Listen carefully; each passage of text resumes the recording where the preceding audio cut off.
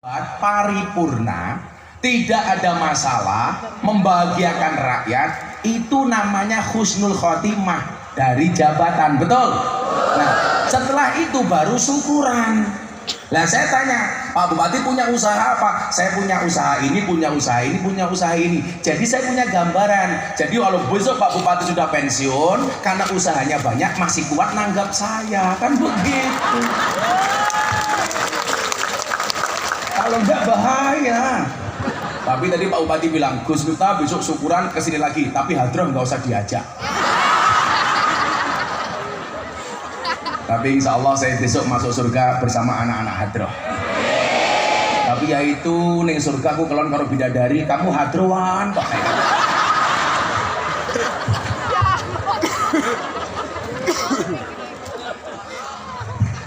Bapak Ibu, dalam Al-Quran itu Pak Bupati ada ayat yang masyhur, ayat yang viral. Bunyinya apa? Fastabiqul khairat, berlomba-lomba dalam kebaikan. Yang perlu kita pahami adalah berlomba-lomba dalam kebaikan itu bukan satu posisi diperebutkan oleh banyak orang. Salah. Yang benar apa? Menjadi yang terbaik di posisi masing-masing. Ibu Bupati jadi anggota DPR, jadi anggota DPR yang terbaik. Di sana mungkin ada Kajari, jadilah jaksa yang baik. Di sana ada hakim, jadilah hakim yang baik. Jadi polisi, jadi polisi yang baik. Bupati, bupati yang baik. Kiai, kiai yang baik. Itu namanya fastabiqul khairat. Maka walinya Allah itu bisa berangkat dengan basic yang berbeda-beda. Jadi bupati, bisa jadi walinya Allah. Selama apa? Selama amanah. Selama kebijakan dan keputusannya menguntungkan rakyat. Selama dia bertanggung jawab dengan jabatannya. DPR, jadi DPR terbaik. Saya kemarin pulang ngaji sama teman-teman DPR di Jakarta. Gara-gara Kiai Ma'ruf wakil presiden bilang, besok penghuni surga paling banyak dari Indonesia. Kenapa? Berdasarkan hadis man qala la ilaha illallah dakhala jannah. Yang mengucapkan la ilaha illallah masuk surga. Penduduk di dunia yang mayoritas warganya muslim adalah Indonesia. Maka kata Kiai Ma'ruf, penghuni surga paling banyak adalah orang Indonesia. Teman saya anggota DPR tanya, Gus, kalau anggota DPR masuk surga? Masuk surga, saya bilang. Begitu masuk surga, ternyata ada juga anggota DPR yang korupsi. Nah, Kiai Cilacap tanya sama malaikat, malaikat, itu ada DPR yang korupsi, kenapa kok masuk surga? Dijawab sama malaikat, Pak Kiai Cilacap, Anda yang sabar. DPR koruptor itu masuk surga hanya kunjungan kerja. Hati-hati yang korupsi, hati-hati. Masuk surga hanya kunjungan kerja.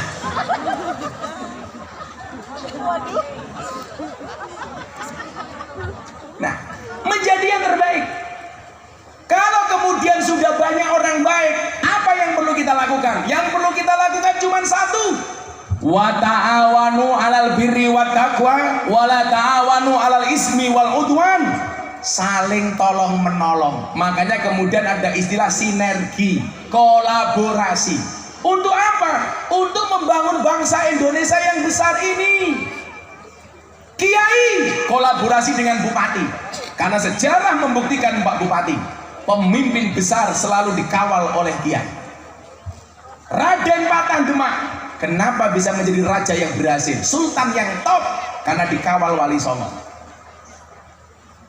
Demak hancur, muncul kerajaan Pajang.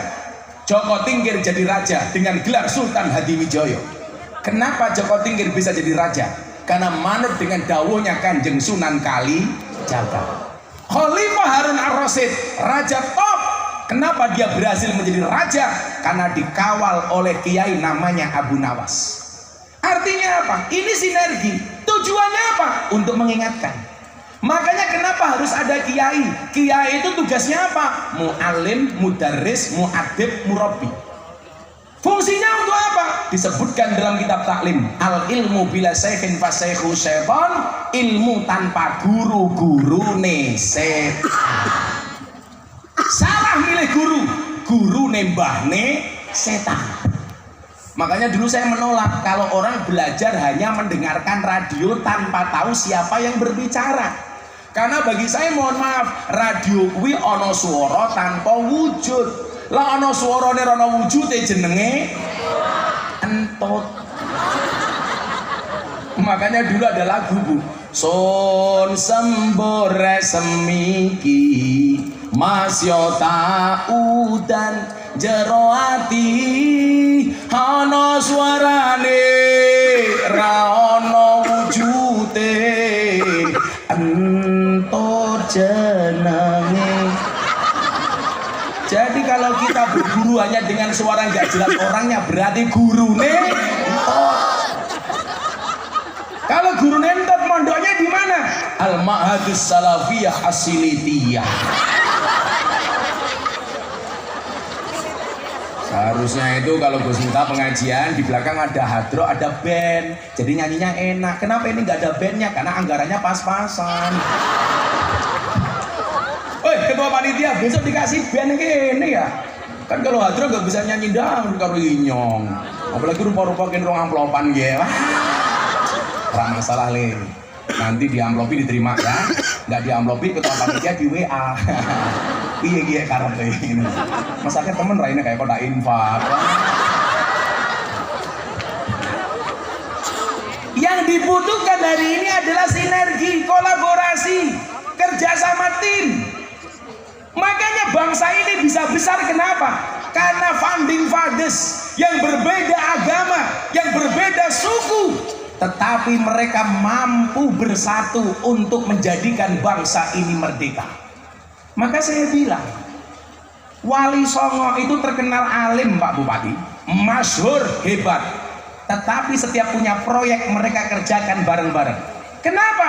Karena mereka mengajarkan afdhalul amali bil jamaah. Amal itu paling baik dilakukan bersama-sama dan jamaah. Contoh, bangun Masjid Demak. Anda pernah ke Masjid Demak? Belum. Orang ada duit. Siapa sih ngomong mau? Kacamata ireng ya? Kok matanya kayak tukang las? Pada wae matane. Iki cangkeme bosok temen. Kamu tak kasih uang ke Demak. Kamu ziarah ke Demak. Ya, tak kasih uang. Sampai tak kasih uang nggak ke Demak, awas mulai langsung ngaceng ya. Ayo.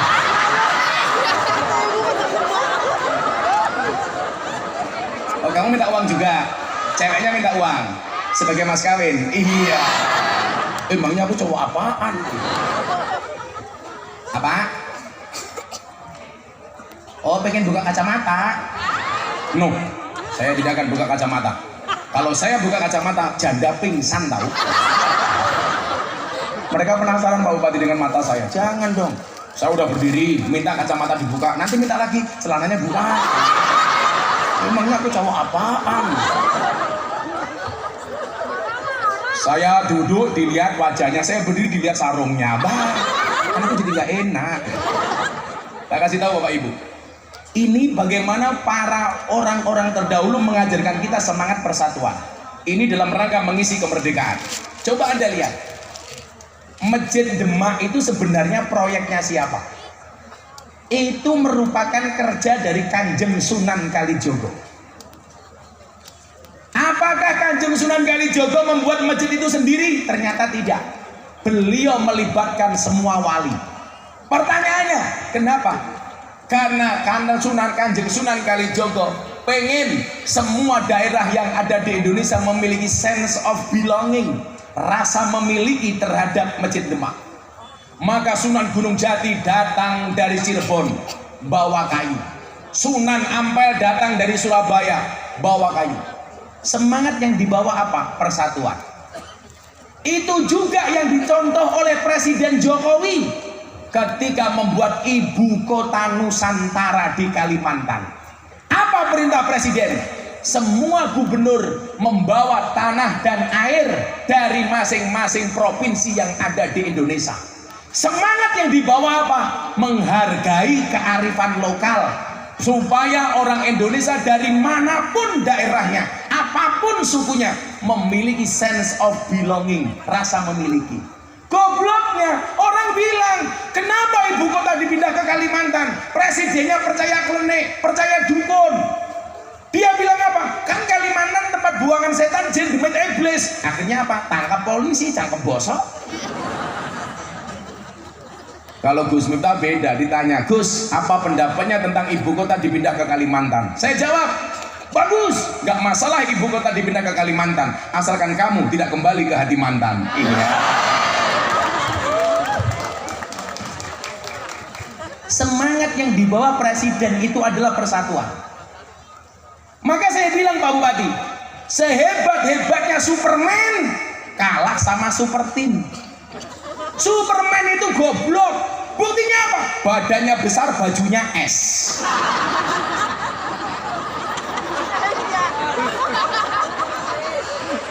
Lebih goblok lagi apa? Nganggo sempak ning jabak.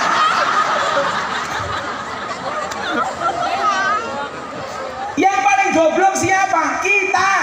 Kenapa? Tahu orang goblok, kenapa ditonton? Nah, untuk menjadikan bangsa Indonesia itu besar, Bapak Ibu, itu dibutuhkan semangat kebersamaan, persatuan. Maka dikatakan al-ittihadu asasun najahi. Persatuan itu merupakan dasar dari kesuksesan.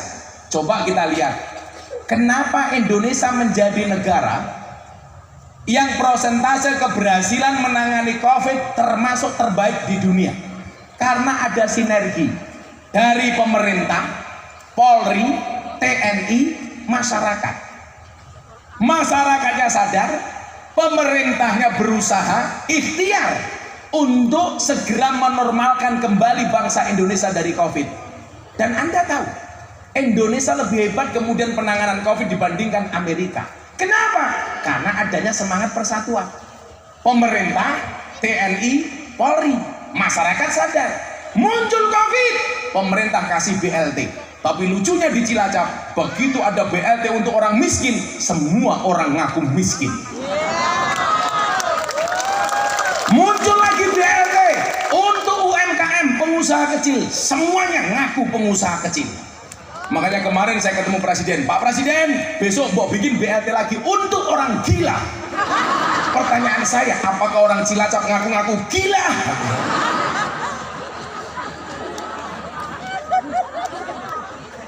Tapi COVID di Indonesia keren ya.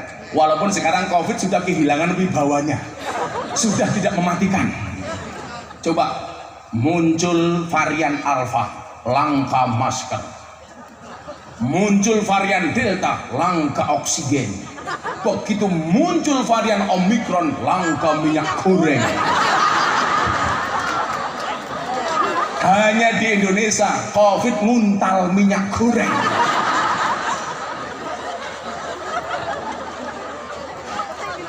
Tapi alhamdulillah saya terima kasih sama Bapak Ibu, karena kesadaran kita mau divaksin.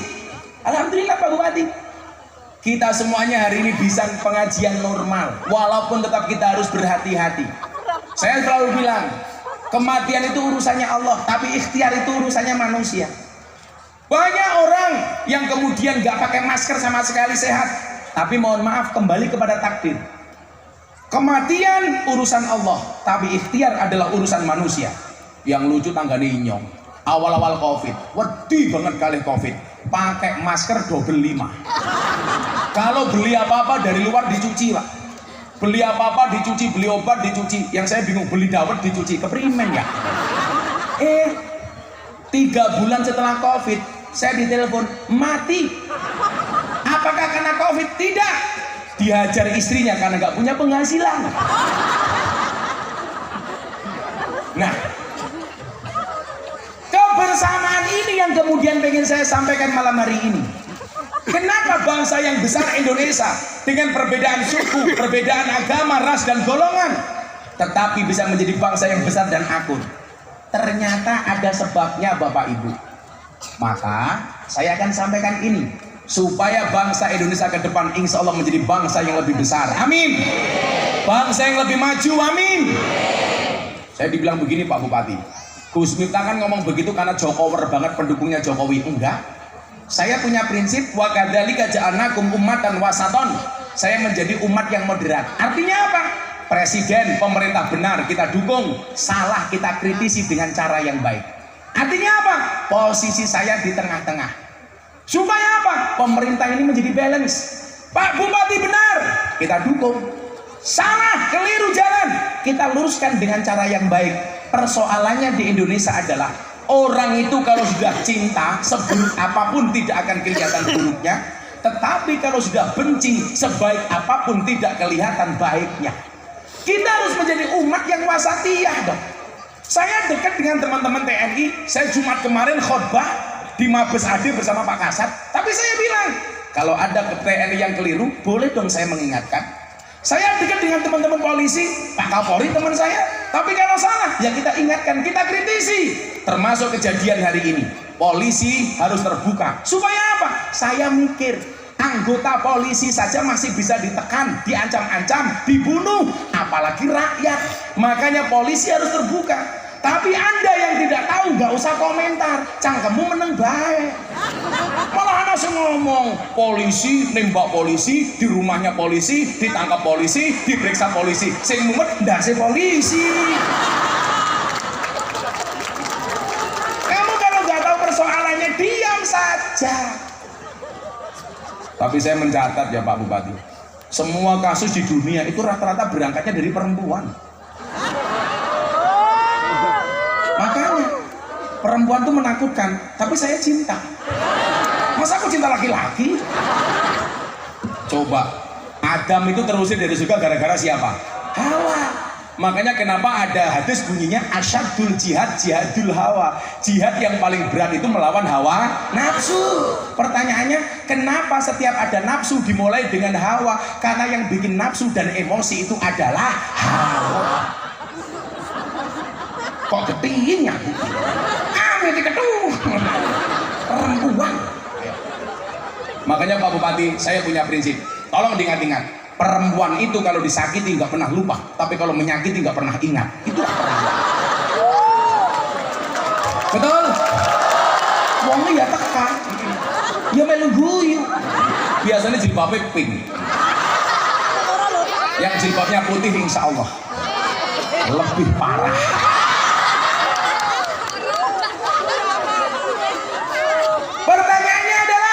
Bagaimana sebagai generasi muda kita menjaga kemerdekaan ini atas warisan para pejuang? Ayo, selawatan yuk. Bawa HP apa enggak? Bawa HP apa enggak? Coba HP-nya semuanya dihidupkan. Saya ajak untuk selawat NKRI dan selawat malam Jumat. HP-nya semuanya dinaikkan. Mesti HP-nya cross ya. Flashnya redup. Ya, selawatan dulu yuk. Enaknya ngundang Gus Miftah ya Pak Bupati, yang ngaji ngambil konser ya. Ini kok murah ya Allah. Semuanya diangkat. Tolong lampunya dimatikan dulu panitia. Kalau nggak mati ketua panitianya dimatikan.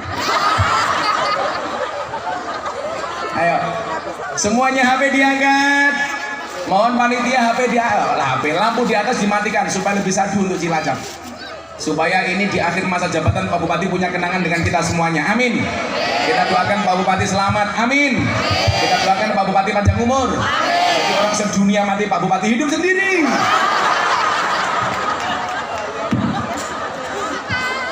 Panitia izin lampu dimatikan dulu dong.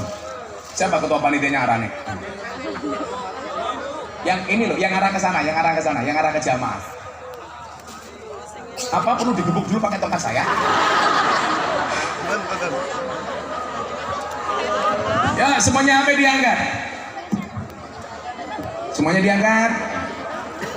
Digoyang ke arah kanan Bapak Ibu dulu ya, ke arah kanan dulu. Semuanya diangkat. Woi, lampu mata ini, Cuk.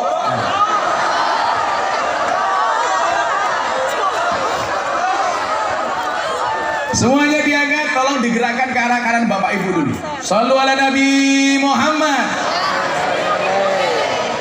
Shalli wa sallim daiman ala mada.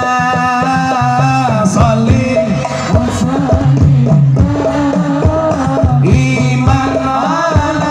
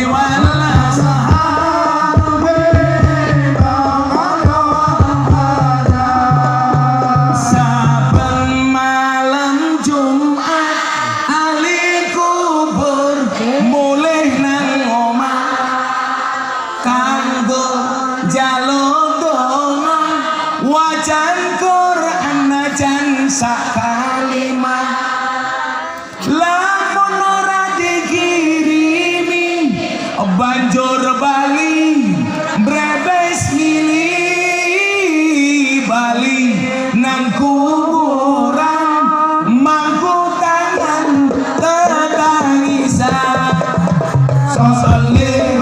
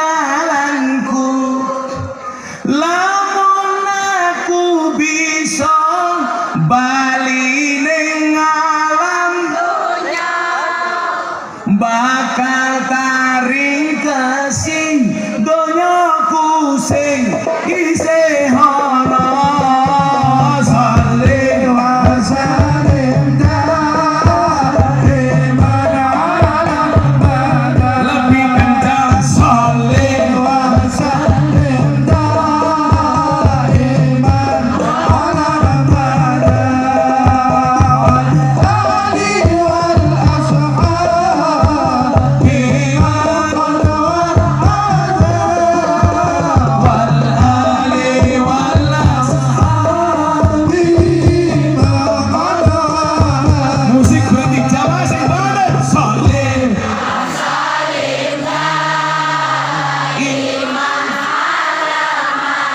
kurang bandar salih wa salim daiman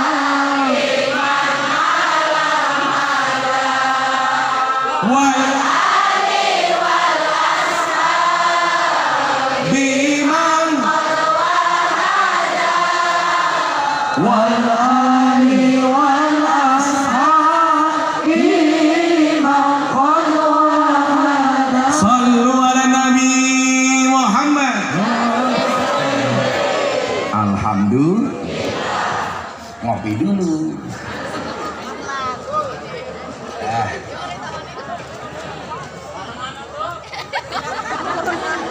Sudah selesai pengajiannya? Lanjutkan. Sampai jam berapa? Oke, pengajian sampai subuh dengan cara menonton YouTube masing-masing. Nah, lampunya hidupkan lagi. Mau gremet-gremet gini potong-potong ya. Apa kartanya no? Biyen aku sebetah suwe-suwe wektah nuruti kekarepanmu sak wayah-wayah. Biyen wis tak wanti-wanti aja mlebu mburi. Udah, khusus untuk kamu tak nyanyikan. Lost Door. Lost Door dan lanjut lemu maksiat tutup no seneng rasa mikir akhirat nanging elingono yen Israel nakokno kabarmu tandane iku ora rindu nanging pengen banget jabut nyawamu mate salamen dolanan HP bae kok gini cross ke gaya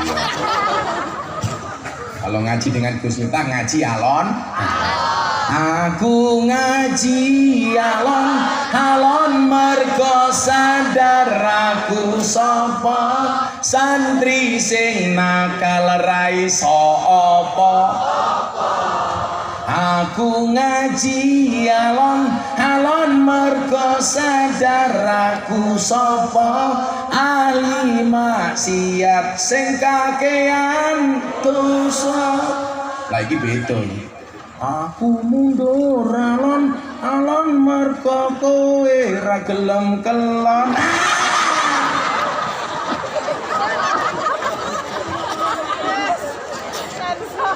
santai baik. Makanya Banser, anak-anak muda, segera menikah. Nanti tak kasih tip bagaimana mengisi kemerdekaan. Kamu nikah, ingat menikah itu membukakan dua jalan. Satu jalan rezeki, nomor dua jalan barokah goblok. Ini loh. Ribet mergane dimurati ya. Jalan barokah jalan bayi. Kan aku jadi ingin.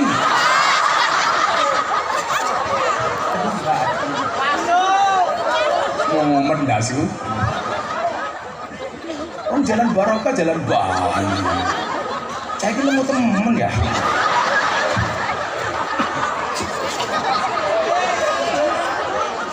Tapi ini sebenarnya nggak gemuk. Ada teori 100 kg di bumi itu sama dengan 30 kg di Mars. Itu artinya kamu nggak gemuk, hanya salah planet.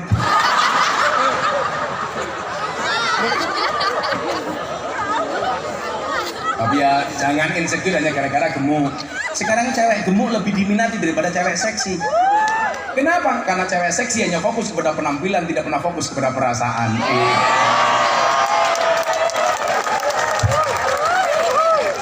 Santai Bu, kamu yang hitam santai saja. Cantik itu tidak harus putih, tapi harus cewek. Cantik itu dari 3 hal, dari sananya, dari dananya, dan dari letak kameranya. Makanya cantik itu relatif, filter itu alternatif. Tapi saya Pak Bupati tersinggung kalau ada orang posting ngedit foto cakep-cakep. Kasihan Gus Miftah yang sudah cakep dikira editan. Wong lanang rungokne kuwi. Cowok itu cewek itu paling benci dengan cowok 1 otak kosong, 2 omong kosong, 3 dompet kosong. Pengen duwe bojo ayu kere. Ingat jatuh cinta pakai perasaan, merawat yang pakai penghasilan. Saya ditanya Pak Bupati sama istrinya Deddy Corbuzier, ada nggak Gus kriteria suami jahat? Oh ada. Siapa itu suami jahat? Suami yang mampu beli rokok untuk dirinya, tetapi tidak mampu beli skincare untuk istrinya. Santai bapak-bapak, masih sore ibu-ibu kita muliakan, nanti malam kita bantai.